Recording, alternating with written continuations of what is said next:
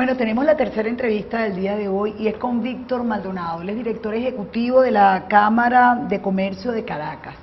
Y por supuesto el tema tiene que ver con lo económico, porque bueno, estamos estrangulados. La economía en este país se estranguló, pero resulta que según el gobierno hay una guerra económica, que está a la cabeza de esa guerra, por supuesto, todos los que piensen distinto al PSUV.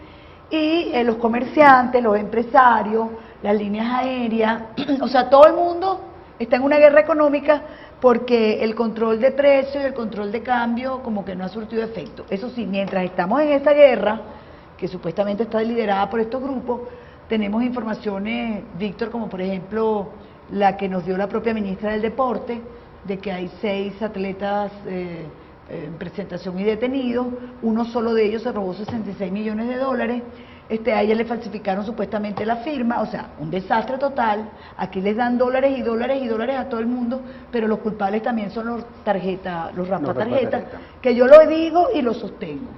Está mal que funcionarios del gobierno cometan corrupción, pero también que el venezolano de a pie lo haga, que agarre una tarjeta que no es de él y haga eso afuera del país. Eso también es una manera de delinquir y eso no se debe hacer. Lo que pasa es que cuando el referente, que es el gobierno, comete cualquier cantidad de estas tropelías, pues efectivamente, ¿cuál es el ejemplo que puede seguir el venezolano de a pie? Bienvenido. Bueno, yo creo que has tocado temas muy gruesos. Yo creo que lo primero que habría que decir es que efectivamente nosotros estamos, todos los venezolanos, sufriendo los estragos de una guerra que el gobierno ha emprendido contra la empresa privada, contra la propiedad privada de los medios de producción, contra eso que se conoce como capitalismo, contra el sistema de mercado, y estamos sufriendo los estragos de un modelo centralista, controlador, arbitrario, que se ha corrompido. Eso es lo primero. Lo segundo es que este modelo económico que se llama socialismo del siglo XXI genera los incentivos para envilecer la economía. Cuando estamos hablando de que un deportista, que siempre, digamos, nos genera la figura como de la bondad, del altruismo, se roba 60 millones de dólares, es porque están colocados los incentivos de la no institucionalidad, de la arbitrariedad y de la ventaja que algunos tienen y que otros no, bueno, para robarse eso y más. Y cuando se plantea también el tema de los rapatarjetas, estamos frente a un incentivo que lo da la escasez de dólares, la necesidad que tienen muchos de salir del país o la posibilidad, y que bueno, todos ellos nos llevan al origen. Este socialismo de controles se ha corrompido, no cumple con sus propósitos y hay que cambiarlo. Ahora, yo en estos días le oí a Aristóbulo Istúriz, creo que fue a él, que dijo que ellos no pueden eliminar el control de cambio porque los tumban. Así mismo dijo, si nosotros eliminamos el control de cambio, nos tumban. Es decir, ¿será que se van todos los reales, los que quedan aquí todavía? ¿Qué es lo que él quiso decir? ¿Y eso es culpa de quién? ¿De un gobierno eficiente o de un gobierno ineficiente? ¿Sabes que tú me dices eso? Yo digo, cónchale, hay que pedirle el secreto a Evo, a Correa y a todo el resto de los gobernantes de América Latina que no se sienten tumbados y que manejan economías mucho más abiertas. Lo que pasa es que ellos practican un gobierno demagógico, populista, centrada en la distribución irresponsable de los recursos, que no tiene ningún referente de presupuesto, que además se ha acostumbrado a regalar y a compartir la riqueza de los venezolanos con el resto de los países de América Latina, que nos deben todos. Y bueno, por supuesto, lo que se cae es el modelo, un modelo lleno de arbitrariedad, de controles, de oligarquías, que son las oligarquías y la clase socialista, y por supuesto ellos se sentirán derribados de un sistema arbitrario cuando se colocan y se confrontan con la competencia democrática, con los poderes equilibrados, con el chequeo, con la asunción de responsabilidad. A mí me parece que cuando Chávez dijo que Cadivi llegó para quedarse, lo decía desde el usufructo más brutal del poder. Él que era, digamos, un mandatario muy fuerte, muy autoritario, que presidía un régimen militar y de militares, por supuesto necesitaba concentrar y tener a la mano para controlar el país la riqueza petrolera. Ahora ni riqueza, ni control del país, ni economía sana, y por lo visto, digamos, tampoco estabilidad y gobernabilidad política de parte del gobierno. Estamos en el peor de los mundos, y en todo caso estamos en el peor país de América Latina desde el punto de vista de su economía y también desde el punto de vista de su seguridad ciudadana. Ahora, un gobierno militar y de militares, dijo, era el gobierno de Chávez. Este es un gobierno de militares, pero ¿de qué militares? ¿Venezolanos, cubanos? ¿Y de dónde es Maduro? ¿Es venezolano, es colombiano? ¿Qué es Maduro? ¿Quién es Maduro? Bueno, yo creo que Maduro hereda una situación, de hecho, un gobierno de militares, en donde él es el referente civil y fue colocado allí muy probablemente porque era el referente civil leal a una ideología que todos los venezolanos tenemos que tragarnos y que no podemos tragarnos y que estamos atragantados por eso. Exacto. Y yo creo que todas estas preguntas son importantes. Yo no entiendo por qué el presidente Maduro no presenta su partida de nacimiento y resuelve el problema. Yo no entiendo. ¿Será que no la tiene? Yo no entiendo por qué los militares, más que gritar loas a la revolución, por qué no se refieren a la Constitución, que es, digamos, el elemento, el encuadre republicano al cual ellos se deben y en el cual ellos juran lealtad a la patria, no lealtad a una revolución. Y yo creo que todo esto forma parte de un trastocamiento, de un, insisto, envilecimiento de la vida republicana que nos está haciendo mucho daño. Yo creo que los venezolanos no se acostumbran al secretismo y por supuesto alrededor de cada cosa que no se muestra o que no se demuestra hay un conjunto de mitos, hay un conjunto de rumores que corren por allí y que toca a un gobierno responsable resolverlos en aras de la paz de la República y en aras de la legitimidad de lo poco que pueda tener de legítimo un gobierno de este tipo y de esta tesitura. Es que hablando de eso, del secretismo, por ejemplo, yo estoy inundada de mensajes de todo tipo con relación a una cosa que hay en el hospital militar, que si está herido uno, que si no está herido. Y la verdad es que uno entiende por qué la necesidad de un gobierno de esta naturaleza, por ejemplo, del CESPA, donde definitivamente, bueno, no se va a poder hablar de absolutamente nada. Mire, hay un medio de comunicación de televisión, hoy, que fue independiente y ya no lo es, que la orden es no hablar de escasez. No se puede hablar de escasez. Y en eso están comprometidos, pareciera, un sinnúmero de medios de comunicación, unos por convicción y otros por temor. Y vivir en el miedo es lo peor que se puede hacer. Los comerciantes también tienen miedo. Y usted los representa, la Cámara los representa de alguna manera. ¿Cuántos comerciantes han tenido que cerrar las puertas en los últimos años? ¿Cuántos comerciantes se atreven a ayudar a un candidato a concejal sin el temor de que, bueno, de que viene el CENIAT a fastidiarlo, por ejemplo? ¿Cuántos quedan de eso, de verdad? Mira, se ha perdido la mitad del parque manufacturero. Caramba, la mitad. La mitad en los últimos 15 años. Tenemos menos industria manufacturera que las que teníamos en la década de los 70. Aquello que resultó, digamos, un milagro económico, esa propuesta de sembrar el país de pequeñas, medianas y grandes industrias, que ocurrió en el primer gobierno del presidente Pérez. Y ahí están las cifras. Teníamos unas 5.000 industrias manufactureras, llegamos a tener 15.000. Ahora tenemos menos de 4.500. Qué barbaridad, no me diga eso. Entonces, digamos que todo lo que ganamos lo retrocedimos. De hecho, tenemos menos empresas per cápita que el resto de América Latina. Pero además somos más venezolanos. Somos mucho más venezolanos y, por supuesto, al no haber industria manufacturera, entonces existe esta dependencia por las importaciones que nos tiene contra la pared. Pero se han perdido el 20% de las empresas comerciales que han cerrado. Y en total tenemos unas 480.000 empresas e industrias, que es nada frente a las 10 millones que tiene Brasil, a las 2 millones que tiene Argentina, y el resto de América Latina, de verdad que han utilizado estos 15 años para potenciar su capacidad productiva y empresarial, y nosotros nos hemos dedicado a perseguirla, a considerar a la empresa privada como enemigo. Ahora, quedan 500.000 empresarios, todos ellos a mí me parece que son muy valientes y muy resilientes, todos ellos ejercen su ciudadanía cabalmente, y todos ellos, digamos que en nada podrían ser calificados como apátridas porque están aquí sufriendo persecución y ajustándose a un modelo económico que la verdad está escrito y definido en contra de ellos.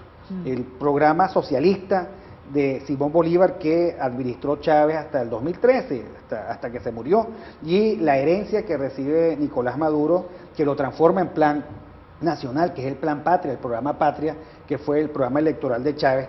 Allí está escrito menos empresa privada y más capitalismo de Estado, más empresas públicas. Ellos quieren llegar hasta el mínimo indispensable de las empresas Pero privadas. resulta que nada de lo público funciona. Y eso entonces es lo que tal vez no digan los medios, pero la gente siente en la calle. La gente que quiere construir sabe que no hay cemento, no hay cabillas, no hay cemento blanco, no hay arena, no hay ladrillo, ¿ok? La gente que quiere que tiene que sembrar sabe que Agropatria no es la que le está prestando servicio. La gente sabe, vive una situación de inflación y de escasez, y es obligación de nosotros decir, es cierto, hay escasez y hay inflación. También es cierto, la inflación y la escasez y la inflación es endógena de Venezuela y no ocurre en ningún otro país de América Latina y no ocurre en ningún país del mundo. Y la sufrimos no porque aquí hay una empresa privada que le esté haciendo la guerra al gobierno, sino porque el gobierno insiste obcecadamente en ese modelo económico que se llama socialismo del siglo XXI, por el cual ellos se pagan y se dan el vuelto, por el cual solo ellos se benefician y por el cual todos los demás estamos sometidos al racionamiento de todo. Eso de que las grandes conversaciones de la familia sean si conseguiste o no conseguiste harina o aceite o arroz o azúcar, si el enfermo de la casa tiene o no tiene las medicinas, si el amigo que está padeciendo lamentablemente de cáncer se puede salvar o no, porque en Badán no hay en este momento 18 drogas que son esenciales para salvarle la vida a la gente. Y las preguntas que se hacen, bueno, ¿y si esto está ocurriendo? El presidente Maduro sigue comprando armas de guerra al exterior, el presidente Maduro sigue financiando Cuba, sigue financiando a Nicaragua, sigue apostando a la economía ecuatoriana, sigue sonriéndole a la economía argentina.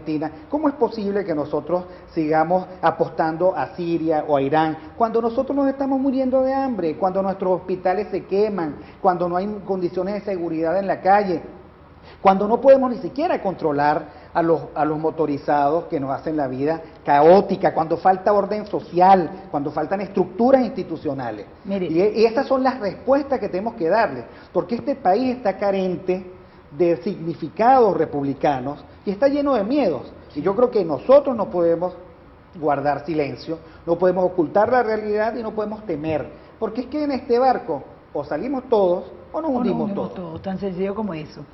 Dianca, 800 trabajadores de Dianca, diques y astilleros venezolanos vienen caminando hacia Caracas desde Puerto Cabello.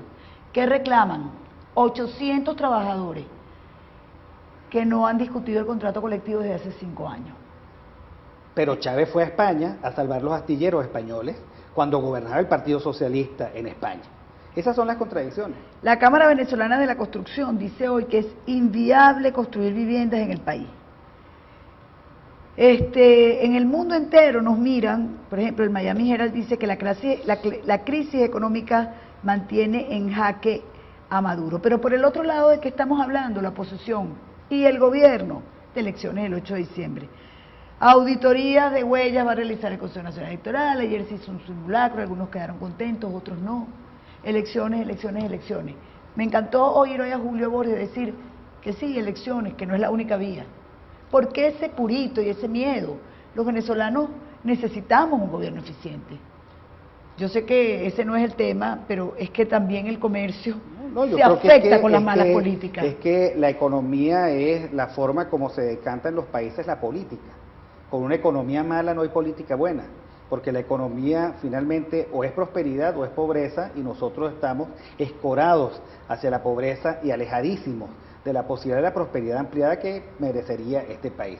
Por otra parte, las condiciones de lucha, de reclamo y el estado de ánimo de la opinión pública las define el gobierno, un gobierno que reprime, un gobierno que no dialoga, un gobierno que es autoritario, un gobierno que declara a la mitad de la población y poco más como enemigos de la patria, como apátridas, que se refiere a ellos en términos tan despectivos.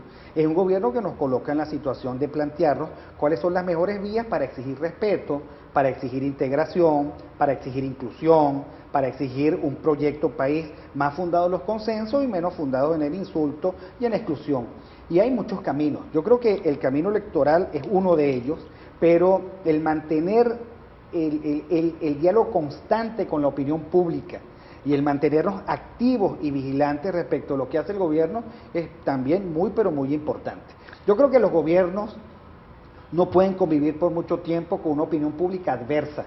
Y por eso es que este gobierno apuesta tanto al silencio, a la hegemonía comunicacional, a la propaganda mal usada o exageradamente malograda respecto a los ciudadanos, manipuladora, pero eso no nos debe desalentar. Yo creo que hay que convertirse, como decía Antonio Cova, en predicadores protestantes. O sea, no hay que perder una sola oportunidad en los supermercados, en las universidades, a través de los medios de comunicación, escribiendo, en las obras de teatro, en los monólogos, en todos lados hay que generar una sensación de que no nos estamos rindiendo, de que no nos estamos callando y que cada quien, frente a Dios y a la patria, diga cómo administró sus miedos, porque el miedo de los otros y la vileza de los otros no nos hace a nosotros ni más miedosos ni más viles. Claro, así es. Ya para terminar, porque a pesar de todo este panorama un tanto gris que tenemos en el país, ustedes siguen para adelante, ya tienen su encuentro empresarial, que según le escuché a Cira Romero, es un encuentro empresarial también con muchos chamos, emprendedores, todo. Cuéntanos un poquito. Bueno, porque es que si nosotros, tú y yo, hemos perdido nuestros mejores 20 años en esto, la verdad se dicha que nosotros tenemos que arar para los que vienen adelante y darle, digamos, sensación a los muchachos de que este es el mejor país del mundo, cosa que yo creo. Sí, yo también lo creo. Yo no tengo ninguna ganas de irme, ni dejar de ver el Ávila, ni mucho menos dejar de estar aquí contigo en tu programa. Así que yo no tengo salida por Maiquetía, entonces mis salidas son otras. Mi salida es seguir luchando y seguir diciéndole a los muchachos, 400 jóvenes estudiantes, bueno, que aquí se puede hacer empresa, que a pesar de las dificultades hay 500.000 que han aguantado, que se puede tener éxito y que las empresas se ajustan a los malos tiempos y se despliegan en los mejores tiempos. Y que este país no puede ser tierra desolada, en la que haya que empezar de cero, porque por lo menos habrá 500.000 emprendedores y muchísimo espacio para los que vienen después, para generar empleo, para generar empresa, para generar producción y generar ánimo y esperanza. Yo soy una convencida de que el que aguante de pie después es fácil. Así es. Porque aguantar 15 años de pie, ha sido toda una enseñanza. Así es. Así que bueno, además lo importante en la vida que hay que aprender es que uno se puede caer y se tiene que volver a levantar. Claro, y yo creo que todas las mañanas uno comienza de nuevo el saldo. Y por otra parte, yo creo además que lo que nos va a salvar al final es nuestra propia condición espiritual.